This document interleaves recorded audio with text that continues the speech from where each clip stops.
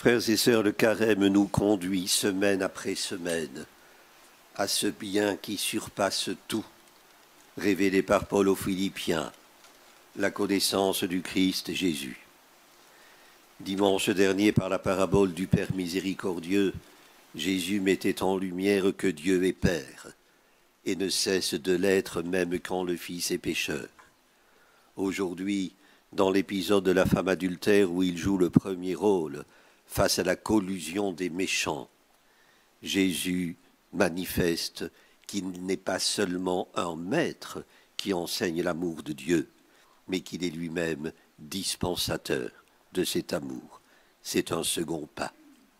Jésus prend sur lui de pardonner les péchés. Ce récit est hors du commun. Le pape François aime beaucoup le lire et le relire. À l'origine, un fait divers, une femme surprise en flagrant délit d'adultère. Selon la loi de Moïse, elle doit être lapidée. De l'homme, il n'est pas question. Pourtant, sa condamnation à mort est également prévue. « Et toi, que dis-tu » demandent les scribes à Jésus. Pourquoi cette question? La mauvaise foi des doctes accusateurs éclate au grand jour. Il parlait ainsi pour le mettre à l'épreuve afin de pouvoir l'accuser, écrit saint Luc. Comme pour la question de l'impôt à César, Jésus se voit contraint de répondre, à grand risque, une nouvelle fois. L'accusée, elle, ne dit mot. Elle est là, à la merci de ses accusateurs. Jésus aussi. Ne jetez pas la pierre à la femme adultère, je suis derrière, chantait Georges Brassens. Derrière ou à côté? Tout à côté. Heureuse variante de la réponse faite par Jésus à ceux qui l'interrogeaient, celui d'entre vous qui est sans péché, qu'il soit le premier à lui jeter une pierre. Une réponse qui élude la question, la transfère du plan légal au plan personnel, non sans habileté. Une habileté inspirée d'une grande sagesse, d'une évidente tactique aussi. À deux reprises, Jésus se baisse et se redresse. Frères et sœurs, comment ne pas voir?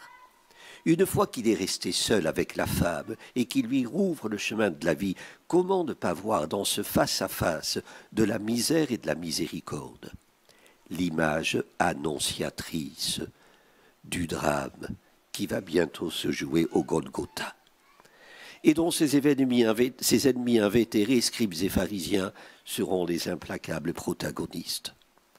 Et comment ne pas voir dans le long silence observé par Jésus celui qu'il gardera devant le Sanhédrin. Celui d'entre vous qui est sans péché, qu'il soit le premier à lui jeter la pierre. Parole pleine de la force désarmante de la vérité, commente Benoît XVI. Elle renvoie les accusateurs à leur condition de pécheurs, au tribunal de leur conscience, en ce lieu où il est difficile de tricher avec soi-même. Une sentence de La Fontaine résume la situation. Tel est bien pris qui croyait prendre. Ainsi le rat devant l'huître. Pris en flagrant délit, scribes et pharisiens passent du banc des juges à celui des accusés. Accusateurs, levez-vous. Frères et sœurs, titrer « La femme adultère » l'évangile de ce dimanche est impropre, note un théologien. L'adjuration de Jésus à la femme « va et désormais ne pêche plus » la renvoie d'un côté et son péché de l'autre. Le péché n'est pas son identité. Jésus la croit capable et donc la rend capable de vivre sans ce péché. Il condamne le péché, non le pécheur, commente saint Augustin. Il démasque l'hypocrisie des accusateurs. Frères et sœurs, laissons-nous guider par la miséricorde de Dieu. Elle seule est susceptible d'instaurer une justice d'amour et de pardon à 100 lieues de la justice humaine qui trop souvent isole, exclut, enferme et finalement désespère. Frères et sœurs, l'Église n'est pas le prétoire.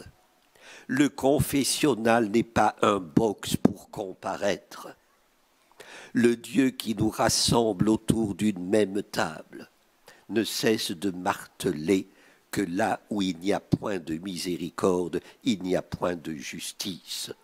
La proposition inverse est tout aussi vraie.